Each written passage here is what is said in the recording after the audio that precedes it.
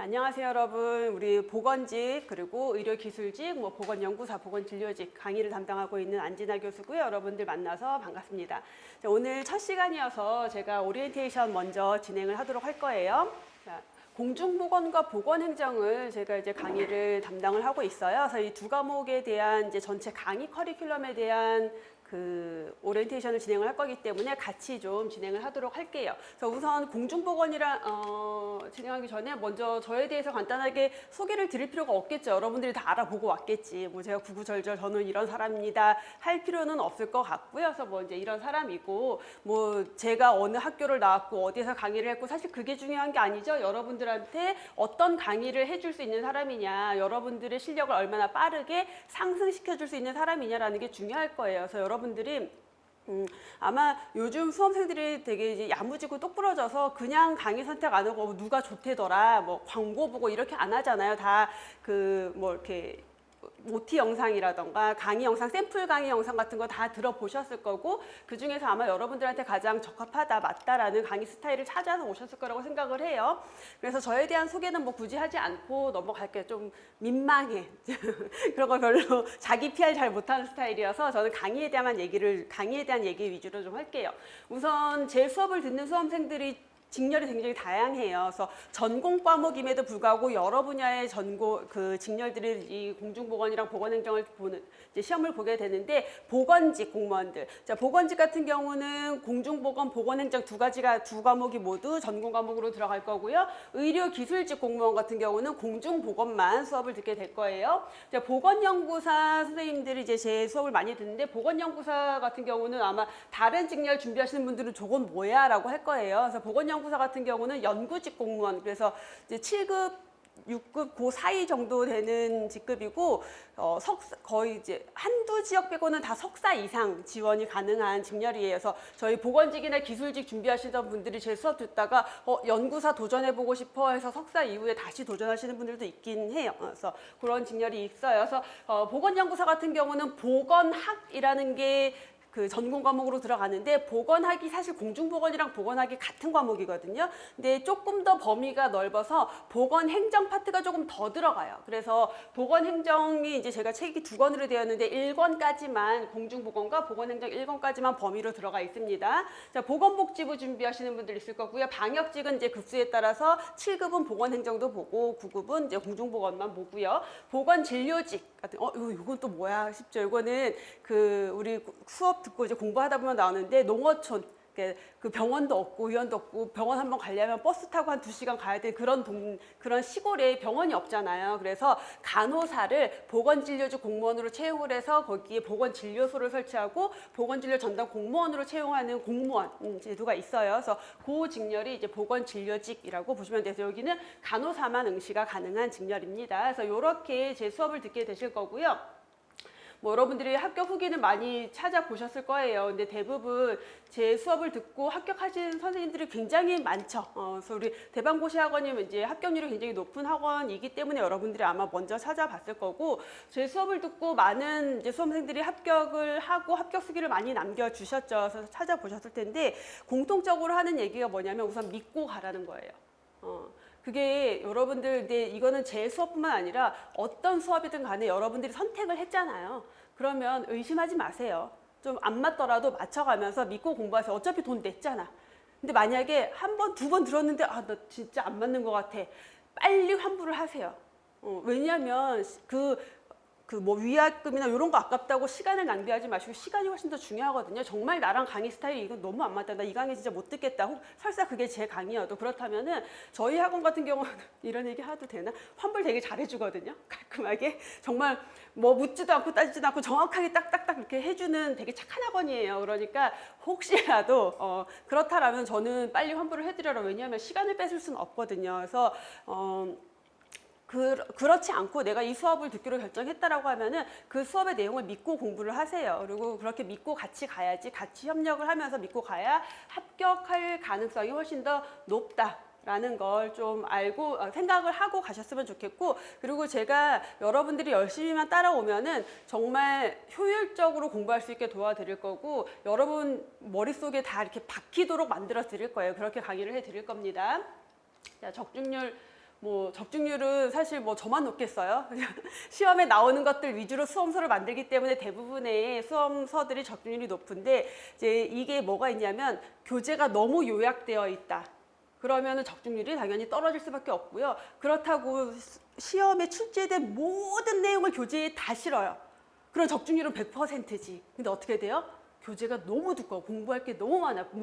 불필요한 것까지 공부하게 돼요. 그래서 그런 부분들을 좀 효율적으로 제가 교재를 만들어 가고 있거든요. 그래서 제 교재를 여러분들이 보다 보시면 아시겠지만 내용이 조금 많긴 하지만 그렇다고 구구절절 다 들어가 있지는 않고 제가 기출문제 중에서도 한번 출제가 됐는데 얘는 굳이 볼 필요 없을 것 같아 버려라고 아예 그냥 얘기를 하는 문제들이 있거든요. 그런 것들은 교재에 안 났어요 아예. 그래서 그런 것들은 그냥 단원별 기출문제 풀 때 이런 문제도 나온 적이 있다. 근데 이런 문제는 어차피 어디서 나올지 모르는 거니까 이런 방식으로 요령을 섞어서 문제 푸는 방식을 알려드릴 거예요. 그런 것까지 우리가 다 공부할 수는 없고 이제 한 번 출제되고 두 번 출제됐다. 근데 이거 좀 내용이 어렵다. 그럴 경우에는 제가 심화 내용으로 넣어서 얘는 출제가 가능하니까 추가로 좀 봐둬라 이렇게 조금 이렇게 구분을 해 드릴 거고 그 와중에 이제 출제 빈도가 높은 것들은 제가 또 찝어 드릴 거예요. 그래서 적중률이 그게 제가 좀 높은 편이에요. 왜냐하면 계속해서 제가 이제 문제 경향을 파악하기 때문에 최신 출제 경향 요런 내용들이 나올 가능성이 높다. 이런 것들을 좀 많이 가이드를 해 드릴 겁니다. 우리가 제일 중요한 게 우리가 우리는 이제 공무원 시험을 보고 합격을 해서 공무원으로 나의 직업을 공무원으로 갖고 그 이후에 나의 또 행복한 삶을 만들어 가는 게 우리의 목표잖아요. 우리의 목표는 그냥 합격이 아니에요. 합격 이후에 그 삶이 우리의 목표가 되는 거지. 그러면 합격을 위해서 여러분들이 이제 공부를 어떻게 해야 되느냐가 되게 궁금할 건데 정도는 비법은 없어요, 여러분. 이제 많은 합격 수기를 봐보면은 수험생들마다 공부하는 스타일이 다 달라요. 합격생마다 공부하는 스타일이 다 다르고 그 다음에 수험 기간도 다 달라요. 그래서 제일 중요한 건 뭐냐면 여러분들이 자기 자신을 먼저 파악을 해야 돼요. 우리 다 공부해봤잖아. 고등학교 때, 뭐 초등학교, 중학교, 고등학교, 초등학교, 중학교는 기억 안 난다 하더라도 고등학교 때 나는 공부를 어떻게 하는 스타일이야. 어떤 애들은 막 벼락치기 해가지고 다음날 좀 되게 잘 본 애들도 있고 근데 나는 벼락치기 못해 꾸준하게 하는 스타일도 있고 하루에 뭐 10시간을 꼬박 앉아서 공부하는 사람도 있고 하루에 8시간 하고 집중하되 나머지 시간을 좀 스트레스를 푸는 사람도 있고 각각의 스타일이 다르단 말이에요. 그래서 여러분들이 자기가 어떤 식으로 공부하는 스타일인지를 먼저 그래서 자기 자신을 알아야지 나에게 맞는 공부 스타일을 가져갈 거예요. 그래서 그런 것들은 여러 합격 수기를 조금 보면서 나는 이런 스타일이 나랑 좀 맞는 것 같아를 찾아가는 게 좀 더 도움이 될 거예요. 그래서 나랑 전혀 다른 성향의 공부 스타일을 따라가지 마세요. 못해. 하다가 지쳐서 떨어져 나가요. 예를 들어서 어떤 학생이 5개월 만에 합격했대. 그래 나도 그럼 5개월 만에 합격해야지라는 목표를 가지고 그 사람처럼 해. 막 일주일 내내 하루도 안 쉬고 아침 하루에 13시간 순공부 시간을 넣어. 한 달하고 지쳐서 못할 수 있어요. 그게 나랑 안 맞는다면. 그래서 우리 합격생들이랑 되게 많이 얘기를 해보면은 어떤 학생들은 그렇게 해서 3개월, 5개월 만에 단기 합격하는 학생들도 있어요, 실제로. 근데 그 학생의 스타일인 거고 어떤 학생들은 좀 더 아마 이게 조금 더 일반적이고 많을 거예요. 이런 수험생들이 보통 이제 1년 만에 합격하거나 한 뭐 2년 만에 합격하거나 이런 수험생들 같은 경우는 자기 시간 배분을 시간 조절을 되게 잘해요. 그래서 나는 하루에 몇 시간 공부하겠다라는 걸 정해놓고 규칙적으로 하면서 나는 일주일 내내 그렇게 못 살아. 그래서 일주일에 하루는 노는 날을 만들어놔. 그래서 죄책감 갖지 않고 놀아요. 마음껏. 그래서 스트레스를 풀고 나머지 또 6일 동안 열심히 공부하고 이런 식으로 하는 학생들이 사실 더 많아요. 그래서 이런 것들은 방법적인 거는 여러분들이 자기만의 방법을 찾아가셔야 된다라는 걸 좀 말씀을 드리고 그런 구체적으로 공부는 우리가 어떻게 해야 되냐. 반복 우리 여러분들 공무원 시험 딱 준비할 때 이제 제일 많이 듣는 것 중에 그 합격 수기에 제일 많이 나오는 것 중에 하나가 저는 뭐 공중보건 기본서 몇 회독 했어요.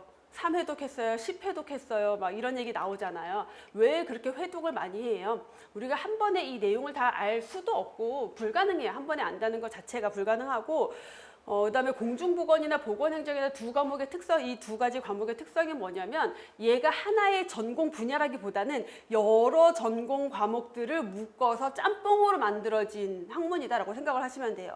그래서 예를 들어 공중보건을 보면은 기본적으로 질병에 대한 것도 나오죠. 환경보건에 대한 것도 나오죠. 산업보건도 나오죠. 뭐 모자보건, 이 학교보건, 인구계획, 보건행정 이런 너무 다양한 과목들이 들어가 있다 보니까 우리가 뭐 예전에 그 어떤 이제 이론 중에서 차근차근 진도를 나간다는 개념이 별로 없어요. 이 과목에는. 그러니까 모두가 서로 다른 내용인데 모두가 조금씩 겹쳐요. 자, 그러다 보니까 우리가 처음에 수업을 듣다 보면은 이게 도대체 뭔 소리야 라는 게 너무 많을 거예요. 근데 그 뭔 소리야 라는 내용이 뒤에 파트 가면 나와 다시.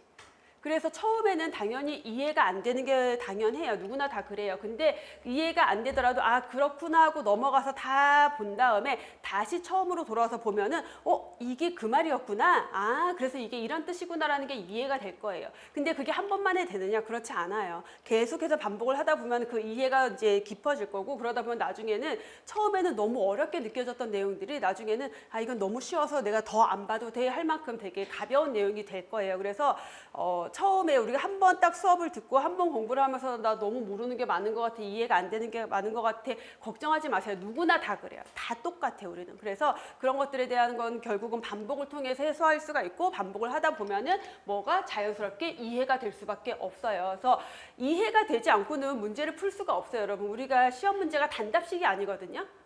넷 중에 옳은것 고르시오서 딱딱 떨어진 단답형인 문제들도 있지만 대부분은 여러분들을 헷갈리게 하려고 구구절절해서 긴 문장으로 문제가 나와요.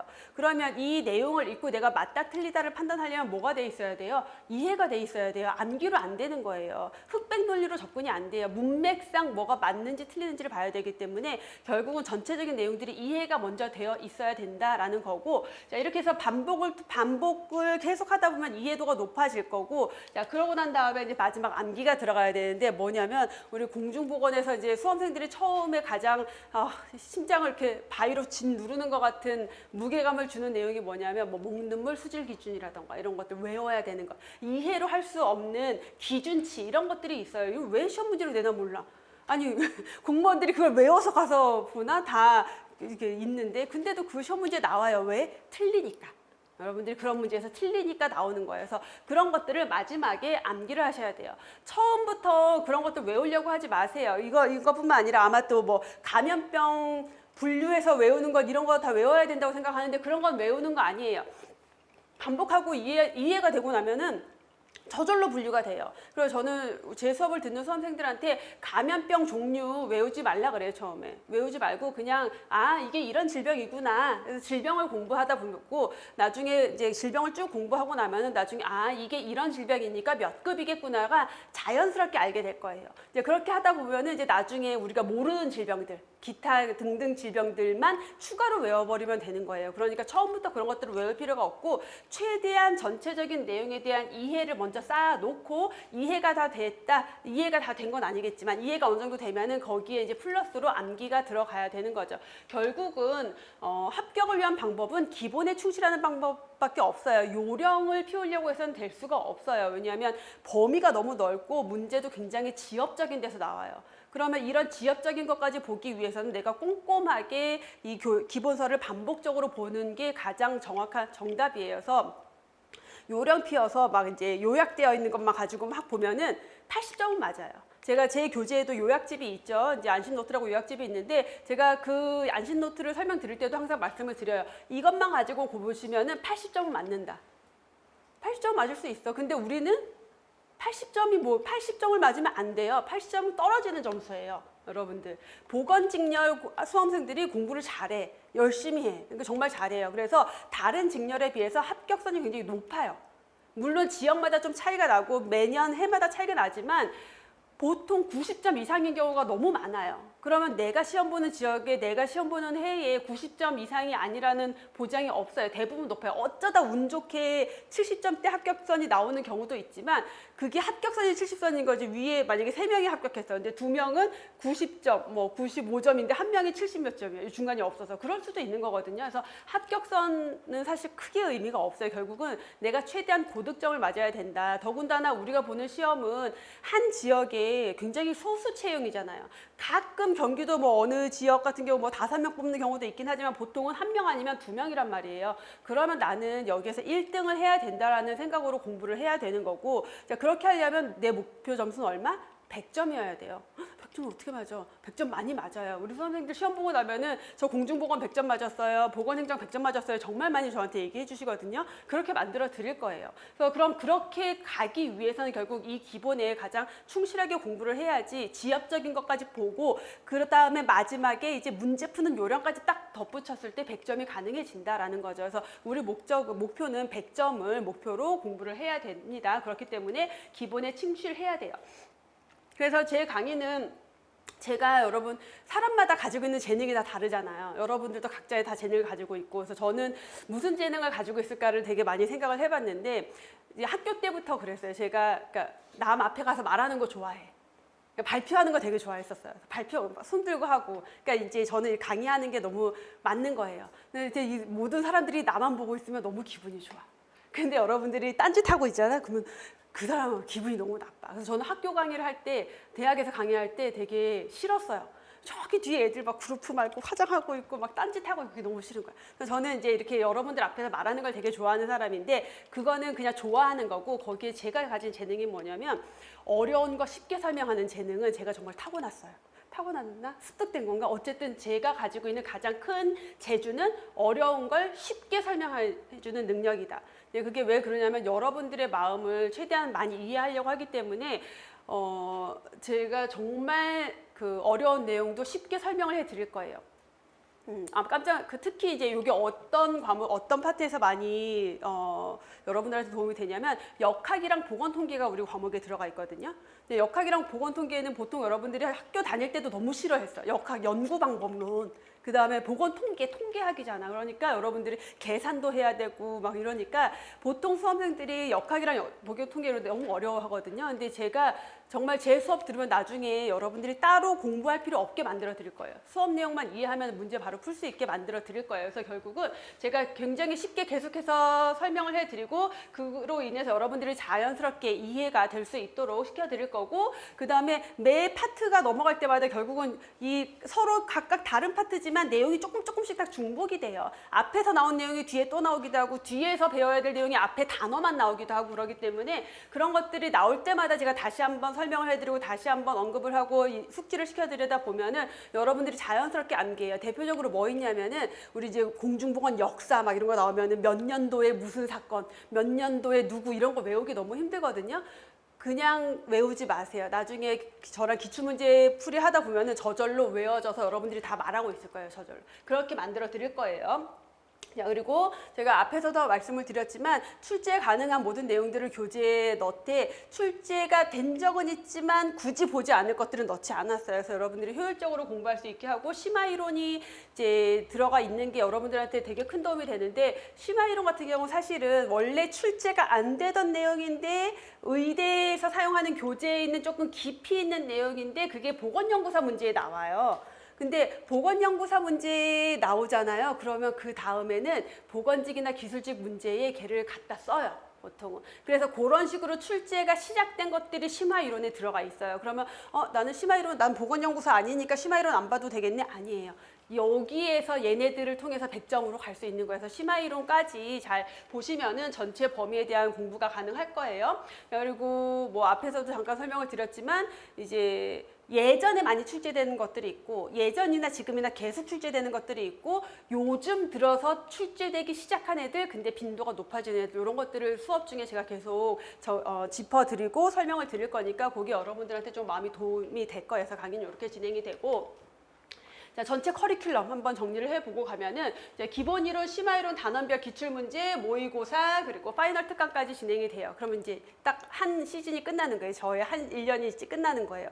자, 기본 이론이 여러분들이 지금 듣고 있는 이제 시작하는 수업인데 기본 이론 같은 경우는 정말 처음 시작하시는 분들이죠. 그래서 기본서를 바탕으로 해서 정말 낱낱이 하나도 빼지 않고 다 제가 정리를 해드릴 거예요. 그래서 뭘 이런 것까지 이거 다 보라고? 다 봐야 돼요. 가끔 컴플레인 하시는 분들이 있어요. 뭐 이런 것까지 구구절절 다 읽고 얘기해주고 자꾸 그래. 그냥 중요한 것만 정리해주지. 그러면 제 수업 듣지 마세요. 그냥 심화이론 들으시면 돼요. 심화이론은 딱 그렇게 가거든요. 그래서 기본 이론에서는 우리 교재에 있는 내용들을 정말 다 훑을 거예요. 왜? 그 모든 곳에서 시험 문제가 나올 수 있기 때문에. 근데 제가 그걸 훑어드리지 않고 여러분들 이것도 나올 수 있으니까 쉬운 내용이에요. 가서 보세요. 이러면 여러분들 봐요, 안 봐요? 잘 안 본단 말이야. 그러니까 수업 중에 저랑 같이 이제 보셔야 되는 거고, 그래서 기본 이론이 8월부터 10월까지 12주 정도 대략 12주. 숨 막히지. 근데 공중보건은 12주를 채워도 조금 부족할 수 있어요. 그래서 공중보건이 보통 50강 좀 넘어가거든요. 보건행정은 조금 짧아요. 보건행정이 조금 짧고 공중보건 아마 조금 공중보건은 보강을 조금 더 해야 될 거예요. 그래서 이제 10월까지 해서 12주 동안 기본이론 수업을 하게 되고요. 그래서 여기에서 기본이론을 완벽하게 정리를 할 거고, 심화이론에서는 핵심, 그 중에서도 시험 문제 출제 빈도가 제일 높은 애들을 요약 정리를 하면서 우리가 기본서에 제가 심화 내용들이 있다라고 했어요. 그래서 그 심화 박스에 들어있는 내용들이 있는데, 그 심화 이론은 심화와 관련된 내용들은 심화 이론에서 정리를 해드릴 거예요. 왜냐하면 기본 이론을 조금 이해한 다음에 봐야지 조금 더 이해도가 높아질 수 있는 내용이에요. 자, 이렇게 해서 얘는 짧아요. 간단하게 요약 정리이기 때문에 6주 정도면은 수업이 완성이 될 거예요.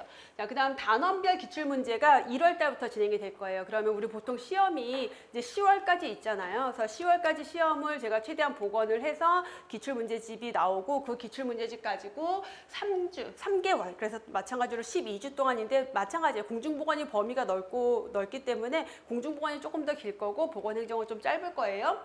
그래서 기출문제에서는 한 10년치 기출문제가 다 들어가 있어요. 근데 여러분들 아시겠지만 공중보건 보건행정이 거의 대부분 문제가 비공개거든요. 근데 서울시가 공개로 하고 있고 지금 2014년부터 공개를 하고 있고, 그 다음에 보건직 같은 경우는 공중보건 보건행정이 원래 비공개였다가 재작년부터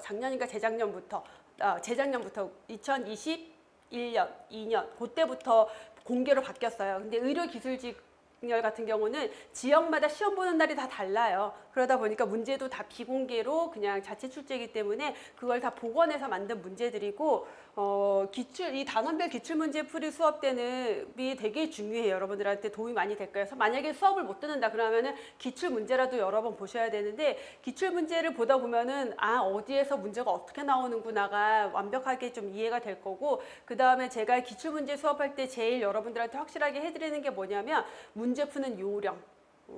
그 똑같은 공부를 정말 열심히 해서 다 알아. 너무 잘하는데 이상하게 시험 성적이 안 나오는 사람이 있어요. 어떤 사람은 나보다 좀 모르는 것 같고 나보다 덜 공부한 것 같은데 시험 성적이 잘 나와요. 이게 왜 그러냐면 출제자의 의도를 얼마나 잘 파악했냐라는 거예요. 공중보건 시험은요, 여러분, 정답을 찾는 게 아니라 출제자가 원하는 답을 찾아야 되는 시험이에요. 그러니까 공무원 시험, 그러니까 비공개되는 시험 특히. 왜냐하면 다른 국어, 영어, 한국사 이런 과목들과는 다르게 공중보건이랑 보건행정은 약간 철학적인 내용도 조금 있기도 하고, 그러다 보니까 귀에 걸면 귀걸이, 코에 걸면 코걸이고, 어떤 내용에서 이게 옳은 내용이 됐는데 어떤 문제에서는 틀린 내용이 될 수도 있는 내용들이 되게 많아요. 되게 해석하기에 따라 달라질 수 있는 것들이 있어요. 그러면 뭘 발휘해야 되냐면 이 출제자가 지금 어떤 생각을 가지고 문제를 출제했을까? 이게 굉장히 중요한 포커스예요. 그래서 이 공무원 시험에 빨리 합격하는 학생들의 특징은 뭐냐면 출제자의 의도를 잘 파악해요. 근데 가끔 학생들 보면 공부를 정말 열심히 하고 잘하는데 쉬운 문제를 틀려. 이런 학생들이 어떤 거에서 그런 쉬운 문제 틀린 게 나오냐면 자기만의 함정에 빠져. 혼자 문제를 비비과 막 별 내용 없는데 여기에서 이거 있으니까 이게 아닐까 막 이상한 데로 가가지고 엉뚱한 답을 찾는 경우들이 있어요. 그래서 그런 것들을 줄이고 출제자의 의도를 잘 파악할 수 있는 방법을 최대한 좀 알려드릴 거고, 그 다음에 우리가 모르는 문제 나올 때 있잖아요. 기본서에 없는 거, 완전 새로운 거, 그런 것들은 한 번 나오고 보통 안 나오거든요. 근데 그런 문제가 나왔을 때 어떤 경우는 그냥 어쩔 수 없이 찍어야 되는 경우도 있지만, 대부분의 경우는 그 안에 힌트가 있어요. 문제 안에서 나름의 생각을 해보면은 요러 하니까 이게 답이 될 가능성이 높겠구나. 이제 이런 것들에 대한 걸 좀 최대한 연습을 시켜드릴 거예요. 자, 그래서 3주 동안 단원별 기출문제 풀이 하고 나면은 이제 4월 달에 4주, 그래서 이제 4회 수업으로 진행이 되고요. 모의고사, 그래서 하루에 4주 수업이 진행이 될 거예요. 그래서 모의고사 같은 경우는 여러분들이 실제 시험 연습이다라고 생각을 하셔야 돼요. 그래서 실제 시험장에서처럼 모의고사 문제를 만들어서 여러분들을 배포를 하고 시간을 재면서 시험을 보고 저랑 다시 문제를 풀고 하는 걸 반복을 할 거고, 온라인으로 수업을 들으시는 분들도 똑같이 시간 재면서 하셔야 돼요. 여러분들 생각보다 시간 딱 재면서 문제 풀기 시작하잖아요. 그러면 막 떨려. 여기서 하는데도. 여기서도 떨리는데 시험장 가면 얼마나 떨리겠어요. 그래서 이런 연습을 충분히 하셔야 되고, 그게 이제 모의고사고, 모의고사 같은 경우는 실제 시험보다 난이도를 굉장히 높게 어렵게 해서 모의고사를 볼 거예요. 그래야지 우리 수업을 들었던 학생이 이제 웃어. 되게 어려워서 모의고사 보고 나면은 막 좌절해. 어떡하지 막 이렇게 되는데, 어렵게 출제를 한 거예요. 어렵게 출제를 한 거고, 그렇게 연습을 해놔야지 실제 시험장 갔을 때의 부담이 덜해요. 쉬운 문제를 좀 빨리 풀 수도 있고. 자, 그렇게 한 다음에 5월 한 첫째 주, 둘째 주 그쯤에 파이널 특강을 해요. 그래서 하루 동안 총정리. 그래서 공중보건도 총정리, 보건행정도 총정리 하는 것까지 해서 강의가 끝날 거고, 보통 이제 여러분들 시험 보는 날짜가 기술직 같은 경우는 경기도가 보통 3월에서 4월에 시험이 있는 경우들이 많이 있고요. 그 다음에 다 각 지역 중에서도 의료기술직은 3, 4월에 보는 경우들이 있고, 그 다음에 전체적인 시험은 6월에 있죠. 그래서 6월 시험을 기준으로 해서 커리큘럼이 이렇게 짜여져 있는 거고요. 그래서 이렇게 전체적으로 진행이 되는데, 이제 수업을 뭐 이렇게 기본 이론부터 파이널까지 다 들으시는 분들도 있지만, 그건 너무 경제적으로 부담스러워서 몇 가지 수업만 골라서 들어야 되는 분들도 있을 거예요. 그래서 그럴 경우에는 제가 추천을 드리는 건, 시험을 처음 준비한다, 내가 처음 공부를 한다 라고 하면 기본 이론 무조건 들으셔야 돼요. 그리고 하나 더 들을 수 있으면은 문제풀이, 단원별 기출문제풀이를 꼭 들으셨으면 좋겠고, 하나밖에 안 된다 그러면 당연히 기본 이론을 들어야 되죠. 나 하나밖에 못 듣는데 심화이론 안 돼요. 불가능해요. 없는 내용이 너무 많아요. 그러면 그 다음에 내가 시험을 충분히 준비를 했고, 공부가 어느 정도 돼 있고, 시험 성적도 나쁘지 않았어, 아슬아슬하게 떨어졌어, 근데 혼자 공부하기엔 좀 그렇고 수업을 좀 듣고 싶어 라고 하면은 심화이론이랑 뭐 모의고사 정도 들으시면 좀 더 도움이 될 것 같아요. 자, 그렇게 커리큘럼이 진행이 될 거고, 지금 여러분의 상태, 여러분이 지금 어떤 시점이냐. 자, 오늘 처음 공부를 시작하는 학생도 있을 거고요. 시험을 봤어. 작년 진짜 열심히 공부해서 시험 봤는데, 우리 수험생들 중에 그 친구들끼리도 공무원 시험 준비한다면 이런 얘기 되게 많이 해요. 한 문제 차이로 떨어졌어. 이런 얘기 되게 많이 하거든요. 너무 많은 차이로 떨어졌으면 얘기를 안 할 거야. 근데 한 문제 차이 너무 아깝게 느껴지잖아. 한 문제 차이가 수십 명이에요. 사실 거기에 대부분의 많은 학생들이 있어요. 그다음에 아까 제가 이제 먼저 한번 여러분한테 물어봤는데, 면접에서 떨어졌어. 면접 시험에서 붙었는데 면접에서 떨어지면 얼마나 속상해. 정말 멘탈이 나가죠. 그래서 그런 학생들이 있을 거고, 했는데 되게 간당간당하게 아주 아슬아슬하게 떨어지고 반복해서 뭐 2년 차예요, 3년 차인 학생들도 있을 거예요. 그래서 각각의 여러분의 상태가 다를 건데, 자, 우선 오늘 공부를 시작한다, 지금 수업을 들으면서 공부를 시작한다라고 하는 수험생들은 우선 다음 시험, 내가 준비하는 시험이 있을 거예요. 그 시험에 무조건 합격한다라는 생각으로 꼼꼼하게 처음부터 차근차근 공부를 하시면 될 거고, 한 문제 차이로 떨어졌다 또는 뭐 간당간당하게 떨어졌다라고 하는 학생들, 아깝잖아. 그러니까 다시 공부를 하겠지. 근데 그게 한 번 더 반복될 수는 있어요. 근데 간당간당한 점수에서 떨어졌다라는 건 내가 그 정도 공부가 돼 있다라는 거예요. 그러니까 그러면 이런 사람들은 결국은 붙어요. 결국은 합격할 수 있기 때문에, 내가 그 정도 수준에, 근데 만약에 점수가 너무 많이 차이 나게 떨어진다, 합격선과 거리가 멀다, 그러면 나는 공부를 많이 덜 했구나, 공부를 잘못했구나, 그래서 조금 더 공부 방법을 바꾸거나 조금 더 깊이 있게 공부를 하거나, 내가 어떤 시험 문제에서 어떤 문제에서 자꾸 틀리는지 이런 것들에 대한 파악이 필요할 거고, 이제 아깝게 떨어졌다라고 하면은 어느 정도 공부가 돼 있으니까 내가 부족한 부분을 채워 넣으시면 돼요. 면접에서 떨어졌다. 너무 무섭잖아. 생각만 해도 너무 무섭죠. 근데 여러분, 한 명 뽑는데 3명을 합격을 시켜놓고 2명을 떨어뜨려요. 그러니까 생각보다 많아요, 면접에서 떨어지는 학생들이. 근데 저도 처음 강의할 때 우리 실강생이 필기에서 붙었는데, 첫 번째 해에 필기에서 붙었는데 면접에서 떨어졌다고 왔어. 근데 저는 제가 공감 능력이 좀 과한 사람이거든요. 그래서 쉽게 설명할 수가 있는 거예요. 공감을 하기 때문에 여러분들은. 근데 그 학생 눈을 못 보겠는 거예요. 완전 내가 막 죄인 같고 내가 너무 미안하고 해서 너무 힘들었어요, 그 학생을 보는데. 근데 이 학생이 그 다음에 다시 수업을 들어왔어. 그래 또 공부를 했어. 또 필기를 붙었어. 면접에서 또 떨어졌네. 그냥 걔를 데려가서 밥을 사주면서 이제 뭐 이런저런 얘기하고 했어요. 이제 그 다음에는 얘가 수업을 들으러 안 왔어. 근데 혼자 공부를 했나 봐. 그 다음에 저희 합격자의 밤 할 때 이 친구가 왔어요. 합격을 한 거야, 최종. 면접에서 2번이나 떨어졌는데. 근데 이게 그 친구를 보면서 제가 근데 그 친구가 어디에 합격을 했냐면, 처음에는 얘가 되게 주변에 많이 흔들리는 애였고, 막 여러분들 막 카페나 이런 데 가가지고 지역별로 성적 공유하고, 내가 몇 등이겠구나, 막 이런 거 하고, 전막 이런 애였어요. 그러니까 너무너무 많이 흔들리고, 그러니까 시험 보는 지역도 내가 원하는 지역이 아니라 막 이렇게 경쟁률이 어디가 낮을까 막 고민해서 가는 친구였는데, 나중에 2번을 그걸 겪고 나니까 얘가 이제 그냥 놔버린 거예요. 놔버리고 집에서 가장 가까운 곳 파주시를 이제 지원을 했는데 거기에 붙었어요. 그래서 집에서 엄청 가까운 파주 보건지소로 출근을 하게 된 거야. 그러니까 너무 잘 된 거죠, 이 친구한테 결론적으로는. 그래서 제가 그 친구를 보면서 이제 공부가 이 정도 되어 있는 사람들은 결국은 합격하는구나. 근데 어디로? 나에게 가장 좋은 곳으로. 근데 이 친구 하나의 케이스로 끝난 게 아니라 정말 많은 케이스에서 이걸 봤어요. 제가 이걸 수업 때마다 꼭 말씀을 드리고, 면접에서 떨어지는 경험을 한 친구들이 굉장히 많아요. 근데 면접에서 떨어졌다는 건 내가 뭐야? 성적이 올라와 있다라는 거예요. 공부가 돼 있다라는 거예요. 그러면 그 다음에 시험 봐도 그 성적이 나와. 이 성적이 나와요. 그럼 또 붙겠지. 그렇게 해서 결국은 합격을 하는데, 그렇게 면접에서 떨어졌다가 합격한 친구들 대부분 자기가 제일 자기 집에서 가깝거나 가기 좋거나 이런 데로 갔어요. 한 2년 전, 3년 전 우리 그 대방고시학원 유튜브에도 이렇게 저랑 굉장히 친한 학생인데, 의료기술직 학생인데, 이 친구 같은 경우는 합격하고 나서 여기 와가지고 여러분들 그 다음 수험생들한테 자기는 이렇게 공부했고 이런 거를 했던 친구가 있었거든요. 근데 그 친구 같은 경우는 처음에 왔는데 얘가 너무 똑똑해. 공부를 잘해. 그러니까 열심히 하는데 잘해요. 그래서 그 공부 시작하고 첫 번째 그냥 다른 지역 한번 시험이나 봐볼까 해서 어디 충남인가 충북인가를 시험을 봤는데 필기가 덜컥 붙어버렸어.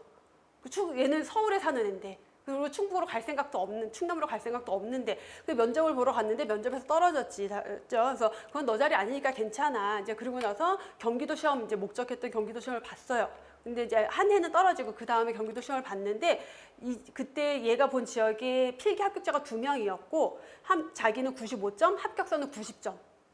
그리고 내가 고득점자잖아. 당연히 붙겠지. 근데 너무너무 괜찮은 애야, 누가 봐도. 당연히 얘가 붙어야지. 이런 생각이 들 만큼 괜찮은 학생인데, 경기도가 여러분 뭐가 있냐면 특히나 완전히 블라인딩이에요, 성적 전혀 상관없이. 보통 웬만하면 고득점자가 붙거든요. 근데 경기도 같은 경우는 고득점 전혀 관계없어요. 그냥 무조건 블라인딩으로 하는데, 얘가 이제 저한테 연락이 왔어요. 떨어졌다고. 근데 진짜 너 지금 나한테 혹시 장난치는 거니? 이렇게 물어볼 정도로. 근데 진짜 떨어진 거야, 이 친구가. 그래서 너무 마음이 아픈데 괜찮아. 이제 더 좋은 데로 갈 거야 라고 했고, 그 해 이제 그게 2월인가 3월 시험이었고, 6월에 이제 다시 마음을 잡고 서울시 시험을 봤어요. 그래서 서울시에 붙어가지고, 그 친구 집이 여기 대방 이쪽인데 거기 사당 쪽 이쪽으로 발령 받아서 임용되고 아기 낳고 지금 다시 복직하고 너무 잘 하고 있어요. 근데 이 케이스가 정말 너무 많아요. 그래서 지금 수업을 들으시는 수험생들 중에서 혹시 내가 면접에서 떨어졌다, 괜찮아요. 그냥 더 좋은 데로 가려고 하는 거예요. 만약에 내가 떨어지지 않았다면, 만약에 그 친구가 처음에 그 충남인지 충북인지 어쨌든 면접에서 결국 붙었어. 갔을까 안 갔을까? 갔겠지. 근데 남편은 서울에 있고 자기는 하고 애기 어떻게 키우고 어떻게 할 거야. 떨어져서 너무 다행인 거예요. 경기도도 붙었어. 그건 너무 집에서 멀어지고 이렇게 됐을 거예요. 근데 결국은 그 앞에 시험에서 면접에서 떨어졌기 때문에 나한테 더 좋은 지역으로 갔단 말이에요. 그래서 이게 누구에게나 발생할 수 있는 일이지만, 그런 내가 충분히 노력을 해서 이 합격선에 올라와서 합격했는데 면접에서 안 됐다? 그거는 내가 문제 있는 거 아니에요. 내가 뭔가 문제가 있나? 면접관들이 보기에 내가 뭐 부족해 보이나? 전혀 그런 생각할 필요 없어요. 그냥 내 자리 아닌 거야. 거기 갔으면 진짜 싫었을 거야. 막 나랑 안 맞는 사람 있고 막 그랬을 거야. 그래서 다행이다. 더 좋은 데로 가자라는 마음으로 공부를 하시면 되고요. 그다음에 추가로 조금만 더 말씀을 드리고 싶은 게, 우리 수험생들 중에서 이제 저한테 많이 그 상담 오는 수험생들 중에 하나가 맘시생. 애기 키우면서 공부하는 거야. 여러분들 애기 키우면서, 애기도 막 그 2돌, 3돌짜리 애기를 키우면서 시험에 합격하는 공무원들 되게 많아요. 그러면 난 애도 안 보는데 내가 떨어지면 되겠어 안 되겠어? 안 되겠지. 그런 마음으로 공부를 하셔야 되고, 혹시나 우리 수업을 들으시는 분들 중에서 내가 아기를 키우면서 밤잠 쪼개가면서 공부를 하고 있다. 그렇게 공부해서 합격한 수험생 많아요. 그래서 제가 이런 얘기를 해드리면은 울었대. 너무 자기도 이제 애 키우면서 공부해서 너무 힘든데 그 마음을 알아준 것 같아서 울었대. 그리고 그 친구들이 합격했다고 연락 주는 사람들 되게 많아요. 그리고 나이 많아. 나이 많은데 면접에서 붙을 수 있을까? 또 이거 되게 걱정이거든요. 그러면 저 처음에 강의할 때 딱 그때 40살인, 그러니까 내년이 만 40살인 거예요. 그래서 그 대학을 졸업하고 그냥 결혼해서 애만 키우다가 애들을 이제 중학생이 됐고 만으로 40이 넘기 전에 나 공무원 시험 한번 봐볼래. 그러면 연금을 받을 수 있으니까 이게 마지막 해서 와서 저보다 그러니까 나이가 많았었어요. 그 당시에. 그래서 와서 저한테 저는 올해 딱 1년만 해볼 거예요. 그래서 중학생 아이들 키우면서 공부를 시작을 했어요. 근데 당연히 대학을 졸업하고 20년이 있다가 공부를 시작한 거니까 이게 공부가 되겠어. 근데 이게 어려운데 열심히 했고 이 선생님이 조금 재밌는 얘기가 있어서 조금 더 해드리면은 시험을 평택으로 봤어요. 근데 평택으로 본 이유가 뭐냐면 자기가 옛날에 평택에 살았었거든. 그 정도로 몰랐던 거야. 그러니까 살았던 데로 가야 하는지 알았던 거예요. 그거 상관없이 경기도 아무 데나 해도 되는데. 근데 시험을 보고 점수가 85점이 나왔어요. 선생님이 점수가 그래서 나 떨어졌겠구나 하고 가족들이랑 여행을 가버렸어. 괌인가 어딘가 해외여행을 갔는데 다른 친구가 그 지역의 합격선을 봤더니 선생님 점수보다 낮은 거예요. 합격선이. 그래가지고 부랴부랴 연락을 해줘서 합격자 등록 마지막 날 저녁에 막 급하게 합격 등록을 하고 왔어요. 근데 면접이 너무 걱정이 되잖아. 근데 붙었어요. 그래가지고 지금 평택에 계시고 우리 마찬가지로 합격자 예방할 때 오셨는데 이제 남들이 보기에는 거의 보건소장님급이지 딱 그냥 봤을 때는. 근데 너무 행복하게 공직 생활을 하고 계세요. 그래서 그 면접에 붙고 뭐 최종 공무원이 되고 나이 그런 거 중요하지 않으니까 걱정하지 마시고 자기 자신을 믿고 공부를 하시면 됩니다. 그래서 지금 자기의 상태에 맞게끔 멘탈 관리 잘 하면서 공부를 하셨으면 좋겠고요. 자, 여러분들이 이 얘기는 제가 강의 시작할 때 항상 먼저 해드리고 가는 건데 너무 OT가 길어졌다. 그쵸? 짧게 하려고 했는데. 자, 근데 어쨌든 이 얘기는 좀 하고 갈게요. 자, 내가 생각하는 미래가 나의 현실이 된다라는 게 제가 살면서 가장 크게 느꼈고 중요하게 생각하고 저의 삶의 가치관이기도 해요. 이게 뭐냐면 여러분들 미래에 대한 생각을 얼마나 해요? 난 나중에 뭐 해야지? 나중에 이런 사람이랑 결혼해서 이렇게 살아야지. 나중에 뭐 이런 취미를 가져야지. 뭐 이런 것들에 대해서 얼마나 생각해요? 생각을 하는 사람도 있지만 별로 생각 안 하는 사람이 되게 많아요. 근데 되게 중요한 게 생각한 대로 가요. 그러면 생각을 어떻게 해야 되겠어? 잘해야지. 여러분 사람의 뇌는 부정적인 것을 생각할 수 없게 되어 있대요. 이게 무슨 얘기냐면은 자, 지금부터 여러분 절대 코끼리를 생각하지 마세요. 코끼리에 대해서 절대 생각하지 마 이러면 어떻게 돼? 그래서 코끼리만 생각나는 거야. 사람은 생각하지 마는 기억 안 나고 코끼리만 생각이 나는 거예요. 그럼 내가 거기에 집중을 하고 있다는 거야. 삼신 할머니가 아기를 점지해 줄 때 어떻게 점지해 주냐면 내가 만약에 너무 이제 딸이 낳고 싶어요. 근데 아들 낳으면 첫째도 아들, 둘째도 아들, 셋째도 아들이야. 넷째야. 아들 낳으면 어떡하지? 이번에 아들이면 어떡하지? 아들이면 어떡하지? 그러면은 아들만 들리는 거야. 아들을 점지해 주고요. 딸 낳게 해주세요. 딸 낳게 해주세요. 딸 낳게 해주세요 하면 어떻게 돼요? 딸을 점지해 주는 거예요. 그 말은 뭐냐면 내가 어디에 집중을 하고 있냐라는 거예요. 내가 생각하는 게 나한테 오는 거예요. 그럼 여러분 떨어지면 안 되는데 떨어지면 안 되는데 떨어지면 안 되는데를 생각하면 어떻게 돼요? 안 되는 데는 없어. 떨어지면만 생각하고 있는 거야. 떨어지면 떨어져요. 그럼 뭘 생각해야 돼? 합격을 생각해야지. 근데 또 그게 생각이 잘 안 된다. 그래서 제가 뭘 생각하시라고 하냐면은 뭘 하라고 하냐면 여러분들 희망 점수를 적어두세요. 요거는 제가 대학 다닐 때 계속 장학금을 받고 대학원을 조기 졸업하는 비법이 요거였어요. 희망 점수 적어놓는 거. 저는 항상 공부할 때 포스트잇에다가 과목별로 시험 보는 과목들 있잖아요. 과목별로 내가 원하는 점수를 다 적어놔요. 그럼 대부분 만점이거나 뭐 한 문제 틀리거나 이런 점수지 이렇게 적어놔요. 공부를 하다가 그걸 딱 보잖아요. 그럼 기분이 되게 좋아지고 저게 정말 내 점수가 될 것 같아. 이제 그런 마음이 들면 공부가 훨씬 더 잘 돼요. 그리고 그 점수까지 못 가더라도 가까이는 가요. 그래서 우리 수험생 중에 한 친구가 2년, 그러니까 첫 해 공부하고 떨어졌어. 대학교 졸업하기 전에 왔었는데 이제 1년 공부하고 떨어졌어. 학교 복학한 다음에 다시 졸업을 하고 다시 왔어. 그리고 시험을 보고 이 친구가 붙었어요. 그리고 이 친구도 합격 후기 이렇게 영상, 동영상 있거든요. 우리 유튜브에, 대방고시학원 유튜브에. 근데 이 친구가 이제 합격하고 나서 뭐라 그러냐면은 그거 희망 점수 이거를 그래서 마지막 합격하기 직전 시험 때는 주변에 같이 공부하는 언니들한테 언니 저 이번에 공중보건 몇 점 맞을 거예요. 언니 저 이거 몇 점 맞을 거예요. 이걸 막 얘기하고 다녔대요. 그러니까 근데 사실 이 친구가 처음에 얘가 합격할 수 있을까? 잘 따라오고 있나? 불안했었는데 결국은 그렇게 가요. 그래서 결국은 이 친구가 최종 합격을 했거든요. 그래서 희망 점수를 적어놓는 것은 내가 공부할 때의 기분에, 멘탈에도 굉장히 도움이 되지만 진짜 그래요. 여러분 생각하면 생각한 대로 간다니까. 제가 살면서 너무 많이 겪어봤어요. 나는 나중에 이렇게 해야지. 시간이 지나서 돌아보면 정말 그렇게 돼 있어요. 그러니까 미래에 대해서 어떻게 생각해야 돼. 내가 난 나중에 이런 집에서 살고 이런 취미를 하고 이런 것들을 구체적으로 생각을 하면은 그게 결국 여러분들의 삶으로 다 올 거예요. 합격수기를 미리 써보라는 얘기를 제가 많이 드리거든요. 합격수기를 쓴다라는 거는 결국 뭐냐면 내 공부 계획을 세우는 거랑 마찬가지인 거예요. 나는 매일 몇 시부터 몇 시까지 어디에서 어떤 식으로 공부를 했고 이렇게 해서 얼마 만에 합격을 했다라는 걸 수기로 써버리면은 그게 나의 계획이 되는 거예요. 그리고 그 합격수기를 계속 보세요. 실제로 우리 합격생 중에 제가 이거 얘기하니까 합격수기 써서 책 앞에 딱 붙여놓고 그리고 공부를 했대요. 책이 너덜너덜해지도록. 합격하자마자 달려왔어 나한테.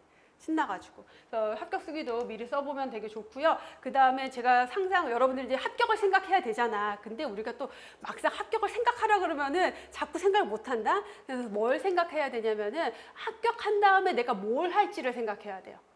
우리가 인생의 목표가 공무원 시험 합격이야? 아니잖아. 그냥 내가 원하는 삶으로 가기 위한 관문이에요. 그러니까 목표는 합격이 아니야. 합격 이후에 내가 어떤 삶을 살 것인지가 중요한 거예요. 그러면 나는 이제 경기도 예를 들어서 내가 뭐 용인 쪽으로 시험을 볼 거야. 그러면은 용인 합격하면은 그쪽 집을 어디다 얻을까?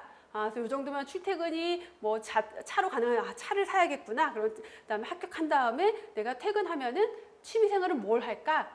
이런 것들을 구체적으로 해서 상상을 하는 거야. 내가 합격해서 출근하는 상상. 우리 어떤 합격생은 그래서 자기가 시험 보고 싶은 지역 보건소 그 사진 출력해가지고 이렇게 붙여놓고 공부한 친구도 있거든요. 합격생 중에 그런 식으로 해서 계속 구체적으로 미래에 대해서 상상을 하세요. 자, 미래에 대해서 계속 상상을 하다 보면은 그게 여러분들한테 굉장히 좋은 기운이 될 거예요. 그런데 얘네들이 생각만 한다고 되는 게 아니라 이거에 대해서 뭘 해야 돼요, 여러분들이? 믿어야 돼요. 내가 적어놓은 거에 대해서 믿어야 돼. 신념이 있어야 돼요. 여기에 대한 믿음. 내가 이렇게 될 거라고 생각을 하고 계속 믿고 가야지. 할 수 있겠어? 이거 할 수 있겠어? 여러분들 어린 아이한테 너는 제가 이게 구체적으로 생각이 안 나는데 신비한 TV 서프라이즈 이런 거에 나온 얘기인데 프랑스의 어떤 되게 시골 마을의 가난한 집 여자아이가 점성술사를 우연히 길에서 만난 거예요. 근데 그 점성술사가 너는 나중에 프랑스의 왕과 결혼할 거야. 넌 그런 운명이야 라고 얘기하고 간 거야. 얘는 그거를 굳게 믿어요. 그리고서는 정말 이렇게 살아가지고 왕비가 됐어. 이게 뭐냐면 내가 들은 그 얘기를 에이 말도 안 돼. 이렇게 생각해버렸으면 그 길로 못 갔을 거예요. 근데 나는 그런 사람이야 라는 걸 받아들이고 믿고 그 신념을 가지고 거기에 맞는 생활을 하게 되는 거예요. 그럼 여러분들은 합격해서 공무원이 돼서 내가 어떤 생활을 할 사람이야 라고 생각하고 믿고 있어야지 거기에 맞는 길로 갈 수가 있을 거예요. 그래서 이게 공무원 시험뿐만 아니라 여러분들 이제 뭐 나중에 결혼 생활, 노후 생활 모든 삶에서 이거를 많이 생각을 했으면 좋겠어요. 저는 노트 매일 아침에 딱 매일 적어요. 정말 말도 안 되는 거, 여러분들 생각에 말도 안 되는, 나는 1년에 10억을 벌 거야. 막 이런 거 다 적어놔요.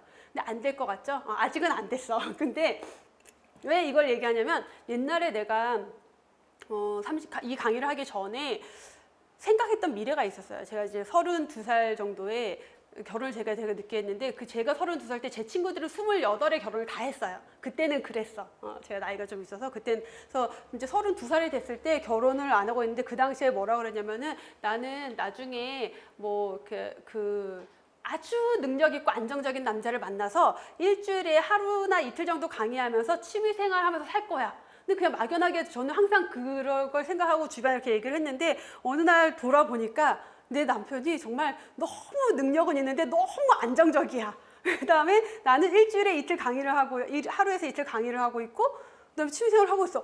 생각한 대로 됐네. 그다음에 중간에 결혼을 못할 것 같다는 생각이 들었을 때도 그때 결혼을 못하면 어떡하지 생각한 게 아니라 돈만 있으면 결혼 안 해도 행복할 것 같은데 그래서 이제 돈에 또 집중을 하는 거야 그때. 그래서 이 정도 벌었으면 좋겠어라는 나의 그 목표 금액이 있었거든요. 또 어느 날 보니까 그 목표 금액이 돼 있네. 더 많이 생각할 걸 이렇게 된 거예요. 그래서 그러니까 결국 생각했던 것들이 다 이루어지는 걸 겪었어요. 저 같은 경우는. 그래서 그런 걸 여러분들이 다 좀 생각하면서 미래에 대한 걸 잘 생각하면서 살았으면 좋겠다라는 마음 때문에 이런 얘기를 했고 우리가 시험 준비를 하면서도 꼭 필요한 진짜 마인드셋이다라고 저는 생각을 해서 이런 내용을 말씀을 드립니다. 자, 이게 도움이 되는 학생들도 있고 뭐 저런 그런 에세이 무슨 그런 자기계발서 같은 소리를 하고 앉아있네 라는 생각을 할 수도 있겠는데 왜 자기계발서겠어 그런 것들이. 그리고 여러분들 유튜브나 이런 데 찾아보세요. 돈 뭐 부자 되는 법 뭐 부자의 마인드 이런 거 찾아보세요. 제가 하는 얘기랑 다 똑같아요. 제가 가끔 그런 얘기 들어보면 이거 난데? 이거 난데? 그럼 나 부자 되겠는데? 제가 이렇게 생각을 하거든요. 그래서 그런 것들을 여러분들이 가지고 가면서 공부도 했으면 좋겠다라는 것. 자, 그래서 여러분들이 제 수업과 함께 꼭 빠른 기간 안에 합격해서 합격으로 끝나는 게 아니라 공무원이 돼서 정말 행복한 삶을 살았으면 좋겠다라는 마음으로 오리엔테이션을 여기까지 하고 마치겠습니다.